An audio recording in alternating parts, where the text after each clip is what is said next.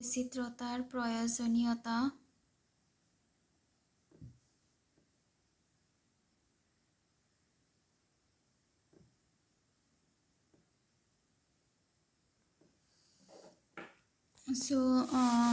পৰিস্থিতি তন্ত্ৰত প্ৰজাতি বৈচিত্ৰতাৰ প্ৰয়োজনীয়তা কি? What is the importance of species diversity to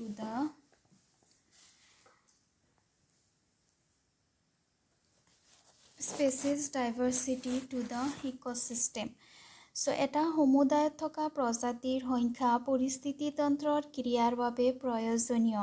এই প্ৰশ্নৰ উত্তৰ বাস্তৱবিদসকলে স্পষ্টভাৱে দিব পৰা নাই। স্পেচিছ ডাইভাৰ্চিটি ৰিজাল্টছ ইন মোৰ ষ্টেবল বায়'লজিকেল কমিউনিটি। যিটো প্ৰজাতি বৈচিত্ৰতা আছে, প্ৰজাতি বৈচিত্ৰতাটোৱে সদায় পৰিস্থিতিতন্ত্ৰক এটা ভাৰসাম্যতা ৰক্ষা কৰে, পৰিস্থিতিতন্ত্ৰটোক ষ্টেবল কৰি ৰাখে ইন দ্য বায়'লজিকেল কমিউনিটি। সমুদায় কম প্ৰজাতিৰ সুস্থিৰ কৰি ৰাখে। আৰু প্ৰকৃততে সুস্থিৰতানো কি? এটা সুস্থিৰ সমুদায়ত বছৰি উৎপাদকতাৰ সলনি হোৱা উচিত নহয় আৰু অসুবিধা বা বাধা প্ৰতিহত কৰিব পাৰে, পুনৰ স্বাভাৱিক অৱস্থালৈ ঘূৰি আহিব পাৰে। ফৰ এক্সাম্পল, যেনেকুৱা ফুড চেইন, খাদ্য শৃংখলত কি হয় যে এটা প্ৰাণী আনটো প্ৰাণীৰ ওপৰত নিৰ্ভৰশীল হয়। এতিয়া যদি আমাৰ পৰিস্থিতিতন্ত্ৰত প্ৰজাতিৰ বৈচিত্ৰতাটো বেছি থাকে, বহুত প্ৰজাতি থাকে, তেতিয়াহ'লে তাৰ পৰা যদি এটা প্ৰজাতি নোহোৱা হৈ যায়, তেনেহ'লে আমাৰ খাদ্য শৃংখলত একো এফেক্ট নহয়। ফৰ এক্সাম্পল, মেকুৰীয়ে গাখীৰ খায়, ৰাইট? মেকুৰীয়ে মাছ খায়।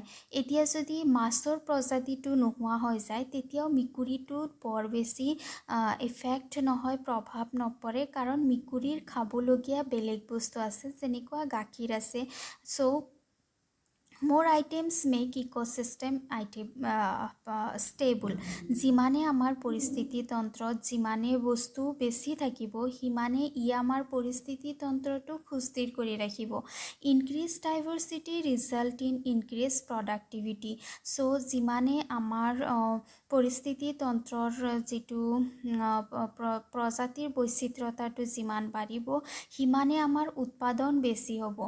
ছাপোজ তুমি যদি কেতিয়াবা বেমাৰ হৈ থাকা, তেতিয়াহ'লে তোমাৰ একো কাম বন কৰিবলৈ মন নাযাব, পঢ়িবলৈ মন নাযাব, পঢ়িলেও একো বুজি নোপোৱা।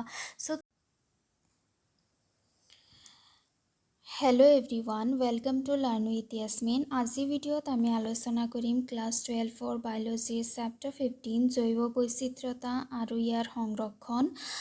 আজিৰ আমাৰ টপিক হৈছে পৰিস্থিতিতন্ত্ৰত প্ৰজাতি বৈচিত্ৰতাৰ প্ৰয়োজনীয়তা, the importance of species diversity to the ecosystem. যিকোনো এটা পৰিস্থিতিতন্ত্ৰত যদি প্ৰজাতিৰ সংখ্যা বেছি থাকে, তেতিয়াহ'লে ই আমাক কেনেদৰে হেল্প কৰে? তাৰমানে পৰিস্থিতিতন্ত্ৰ এটাত প্ৰজাতিৰ বৈচিত্ৰতাটো বেছি থকা কিয় প্ৰয়োজনীয়? এটা সমুদায়ত থকা প্ৰজাতিৰ সংখ্যা পৰিস্থিতিতন্ত্ৰৰ ক্ৰিয়াৰ বাবে প্ৰয়োজনীয় নে? যিকোনো এটা সমুদায়, যিকোনো এটা পৰিস্থিতিতন্ত্ৰত যদি প্ৰজাতিৰ সংখ্যাটো বেছি থাকে, তেতিয়াহ'লে ই আমাৰ কাৰণে প্ৰয়োজনীয় হয় নেকি? এই প্ৰশ্নৰ উত্তৰ বাস্তৱবিদসকলে স্পষ্টভাৱে দিব পৰা নাই। বাস্তৱবিদসকলে বহু দশক ধৰি বিশ্বাস কৰিছিল যে অধিক প্ৰজাতি থকা সমুদায় সাধাৰণতে কম প্ৰজাতি থকা সমুদায়তকৈ অধিক সুস্থিৰ হৈ থাকে।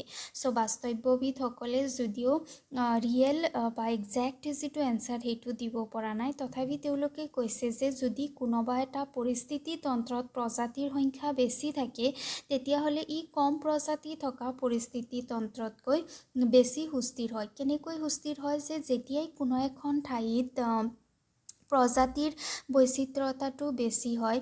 ই আমাৰ যিটো বায়'লজিকেল কমিউনিটি আছে, বায়'লজিকেল কমিউনিটিটো সুস্থিৰ কৰি দিয়ে। কেনেকৈ সুস্থিৰ কৰি দিয়ে? এক্সাম্পল, আমি খাদ্য শৃংখলৰ এক্সাম্পল লওঁ। চ' আমি খাদ্য শৃংখলৰ বিষয়ে সকলোৱে জানো। খাদ্য শৃংখলত কি হয়, এটা প্ৰাণীয়ে আনটো প্ৰাণীৰ ওপৰত খাদ্যৰ কাৰণে নিৰ্ভৰশীল হৈ থাকে।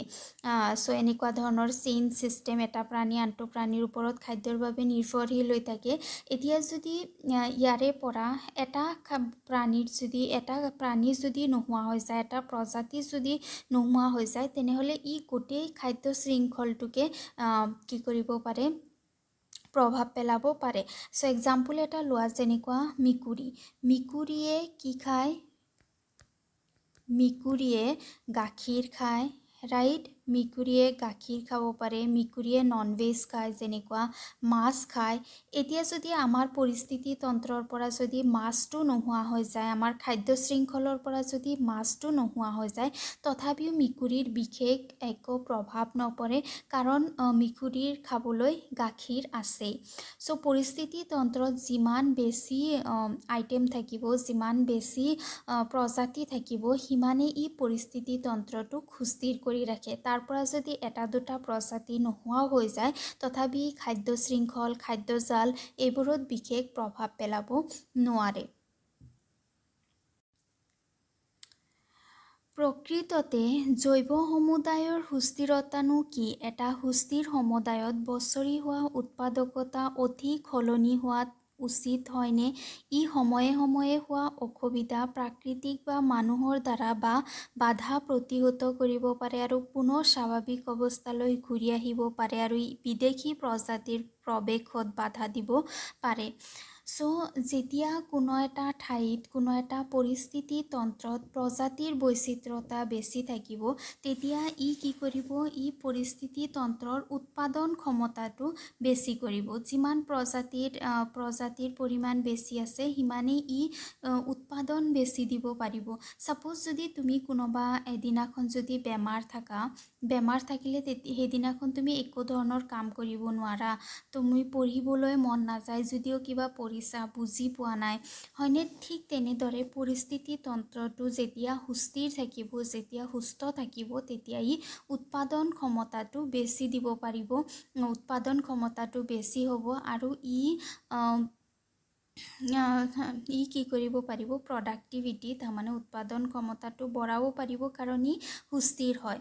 চ' এই যিটো পৰিস্থিতি তন্ত্ৰৰ উৎপাদন ক্ষমতা আছে, সেইটো বুজাবৰ কাৰণে এটা এক্সাম্পল লৈছোঁ। যেনেকুৱা আমাৰ চাৰিওফালে যিবোৰ গছ গছনিসমূহ যে আছে, গছ গছনিসমূহক ছাপ'জ ছাগলীয়ে খায়, হয়নে?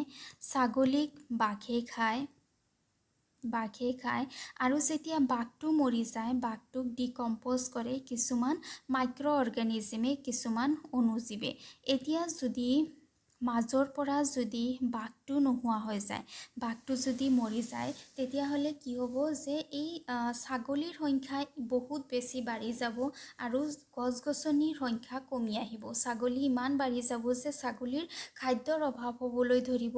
আকৌ বাঘক যিবোৰ বস্তুৱে খাইছিলে, যিবোৰ বস্তুৱে শেষ কৰিছিলে, অনুজীৱসমূহৰ খাদ্যৰ অভাৱ ঘটিব। তাৰমানে প্ৰজাতি যিমানে বেছি থাকিব, সিমান আমাৰ উৎপাদন ক্ষমতাটো বাঢ়ি থাকিব। এটা বেলেঞ্চত, এটা সুস্থিৰভাৱে ভাৰসাম্যতা বজাই ৰাখি এইবোৰ যেনেকুৱা ধৰণৰ খাদ্য শৃংখল আছে, এই খাদ্য শৃংখলসমূহে নিজৰ কাম কৰি গৈ থাকিব।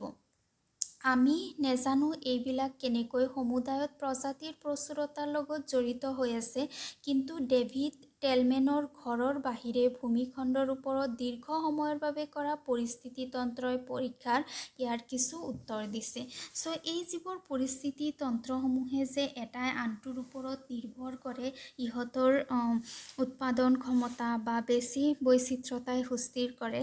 চ' ইয়াক ভালকৈ গম পোৱা যোৱা নাই, যদিও ডেভিড টেলমেনে নিজৰ ঘৰৰ বাহিৰতে এটা পৰিস্থিতি তন্ত্ৰ তৈয়াৰ কৰিছিল, আৰু তাৰ পৰা তেওঁ এই যিবোৰ প্ৰশ্ন আছে, প্ৰশ্নসমূহৰ উত্তৰ বিচাৰিছিল। টেলমেনে দেখিছিল যে অধিক প্ৰজাতি থকা ভূমিখণ্ডত বছৰি বছৰি সলনি হোৱা মুঠ জৈৱ আয়তনৰ পৰিমাণ কম হয়। প্ৰজাতি থকা ভূমিখণ্ডত বছৰি বছৰি কি হৈ যায়, জৈৱ আয়তনৰ পৰিমাণ কম হৈ যায়। তাৰমানে অধিক প্ৰজাতি, য'ত প্ৰজাতি অধিক আছে, বহুত জৈৱ প্ৰজাতিৰ বৈচিত্ৰ্যতা আছে, সেইটো ভূমিত কি হয়, জৈৱ আয়তনৰ পৰিমাণ কমি আহে বুলি তেওঁ দেখা পাইছিল। এই পৰীক্ষাৰ দ্বাৰা তেওঁ এইটোও প্ৰমাণ কৰিছিল যে অধিক বৈচিত্ৰ্যতাই অধিক উৎপাদকতাত বৰঙণি যোগায়। তাৰমানে বৈচিত্ৰ্যতাটো বেছি থকাৰ কাৰণে ইয়াতে কি হৈছিল, উৎপাদকতাৰ পৰিমাণো বাঢ়ি গৈছিল। তাৰমানে অবভিয়াছলি যেতিয়া প্ৰজাতিৰ সংখ্যা বেছি থাকিব, ই উৎপাদন ক্ষমতা বঢ়াব, আৰু তাক প্ৰমাণ কৰিছিল এইজন ব্যক্তিয়ে।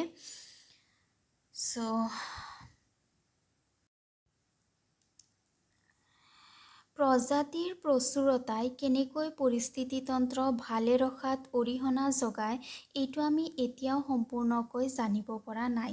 যেতিয়া প্ৰজাতিৰ প্ৰচুৰতা বাঢ়ে, প্ৰজাতিৰ বৈচিত্ৰ্যতা বাঢ়ি যায়, ইয়ে কেনেকৈ আমাৰ পৰিস্থিতিতন্ত্ৰটো সুস্থ কৰি ৰখাত অৰিহণা যোগায়, সেইটো আমি এতিয়াও ভালদৰে গম পোৱা নাই। কিন্তু এইটো আমি ভালকৈ জানিব পাৰিছোঁ যে প্ৰচুৰ জৈৱ বৈচিত্ৰ্য পৰিস্থিতিতন্ত্ৰৰ স্বাস্থ্যৰ বাবে অকল আৱশ্যকীয় নহয়, ই গ্ৰহত মানুহ জাতিৰ জীয়াই থাকিবৰ বাবে অপৰিহাৰ্য।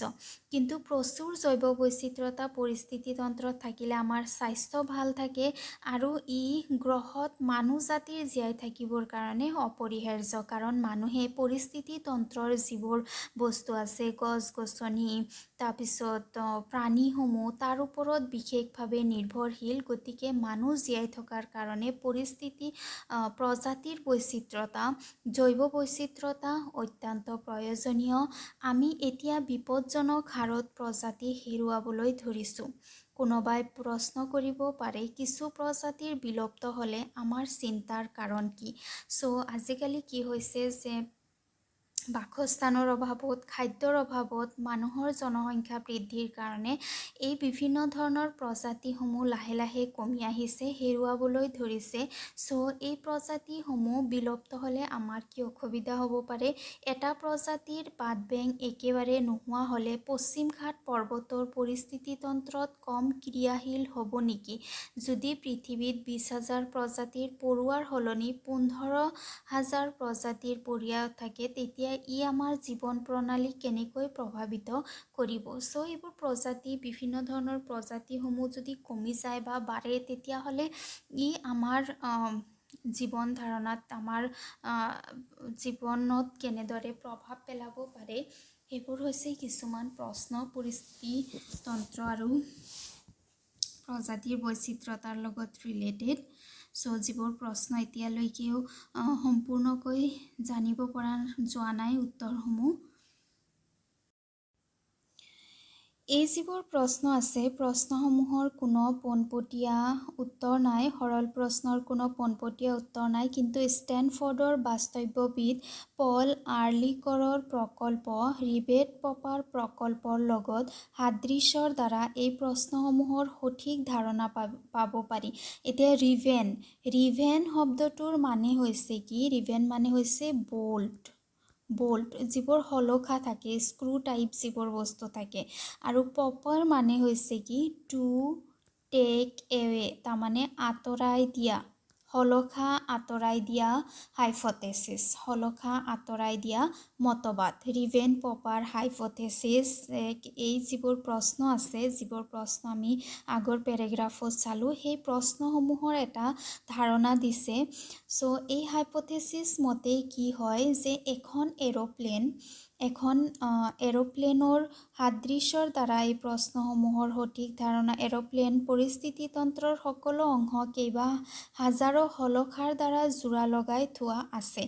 এখন এৰোপ্লেন ধৰি লোৱা, এখন এৰোপ্লেনত বহুত ধৰণৰ স্ক্ৰু, বহুত ধৰণৰ শলখাৰ দ্বাৰা এৰোপ্লেনখন তৈয়াৰ হয়, হয়নে? ঠিক তেনেদৰে আমাৰ পৰিস্থিতিতন্ত্ৰখন বহুত প্ৰজাতিৰ দ্বাৰা তৈয়াৰ হয় ৰাইট বহুত প্ৰজাতিৰ দ্বাৰা তৈয়াৰ হয় এতিয়া যদি প্ৰতিজন যাত্ৰীয়ে এটাকৈ শলখা আঁতৰাই ঘৰলৈ লৈ যায় এটাকৈ প্ৰজাতি বিলুপ্ত হ'ব তেতিয়া প্ৰথমতে হয়তো এৰোপ্লেনৰ উৰণৰ নিৰাপত্তাৰ সমস্যা নকৰে এতিয়া এই যিটো এৰোপ্লেন আছে এৰোপ্লেনত যিবোৰ বোল্ট আছে শলখা আছে স্ক্ৰু আছে সেই স্ক্ৰুসমূহত এৰোপ্লেনৰ ভিতৰত যিমান যাত্ৰী আছে যাত্ৰীসমূহে যদি এটা এটাকৈ স্ক্ৰু এটা এটাকৈ শলখা যদি খুলি পেলাই ঘৰলৈ লৈ যায় তেতিয়াহ'লে পোনপ্ৰথমতে যেতিয়া এটা শলখা খুলিব ই বিশেষকৈ এৰোপ্লেনত একো বাধাৰ সৃষ্টি নকৰে এৰোপ্লেনখন চলিয়ে থাকিব আগৰ দৰে ঠিক তেনেদৰে আমাৰ পৰিস্থিতি তন্ত্ৰখনৰ পৰা যদি প্ৰথমতে এটা প্ৰজাতি যদি নোহোৱা কৰি দিয়া হয়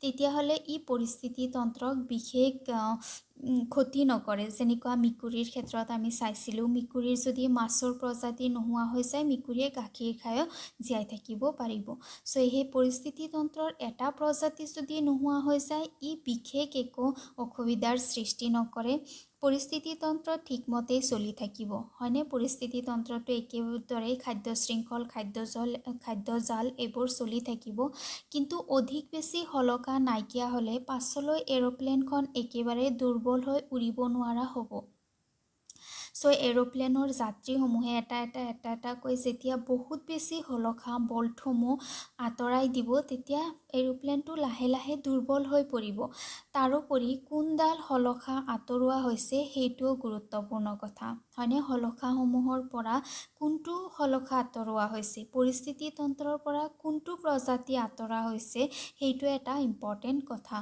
এৰোপ্লেনৰ পাখিৰ শলখা নোহোৱা হ'লে পৰিস্থিতি তন্ত্ৰৰ ক্ৰিয়া চলি থাকিবলৈ অৰিহণা যোগোৱা মুখ্য প্ৰজাতিসমূহ ই উৰণৰ বাবে বিপদজনক হ'ব চ' যদি এৰোপ্লেনটোৰ পৰা ইয়াৰ যে পাখি আছে পাখিবোৰৰ পৰা যদি শলখা আঁতৰাই দিয়া হয় তেনেহ'লে এৰোপ্লেন উৰিব কেনেকৈ এৰোপ্লেন উৰোৱাৰ কাৰণে মেইন হৈছে পাখিসমূহ যদি পাখিৰ শলখা আঁতৰাই দিয়া হয় তেতিয়াহ'লে এৰোপ্লেনটো ভালদৰে উৰিব নোৱাৰিব ৰাইট ঠিক তেনেদৰে যদি এৰোপ্লেনৰ ভিতৰৰ কিবা বস্তু খিৰিকী বা আসনৰ শলখা নোহোৱা হ'লে উৰণত সিমান বিপদজনক নহ'ব ভিতৰত যিবোৰ চিট আছে চিটৰ পৰা যদি শলখা আঁতৰাই দিয়া হয় খিৰিকীবোৰৰ পৰা যদি শলখা আঁতৰাই দিয়া হয় তেতিয়ালৈকেও এৰোপ্লেনটো উৰি থাকিব কিন্তু যদি পাখিৰ শলখা আঁতৰাই দিয়া হয় তেতিয়াহ'লে এৰোপ্লেনটো উৰিব নোৱাৰিব ঠিক তেনেদৰে আমাৰ পৰিস্থিতি তন্ত্ৰত কিছুমান প্ৰাণীক যদি আঁতৰাই দিয়া হয় তথাপি পৰিস্থিতি তন্ত্ৰটো চলি থাকিব খাদ্য শৃংখল খাদ্যজাল চলি থাকিব